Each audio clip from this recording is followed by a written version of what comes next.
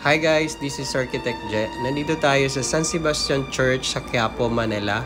Ito ang nag-iisang simbahang gawa sa purong bakal ng Pilipinas. Recognized also as the only steel church in Asia. Ito ay natapos noong 1891 by the Augustinian Recollects. Ang arkitekto ng simbahang ito ay si Genaro Palacios. Ang estilo ng simbahang ito ay Neo-Gothic style. So makikita natin yung character ng Neo-Gothic. Matutulis na arko at saka magagandang stained glass. Mapapansin din natin yung groin bolt structural ceiling.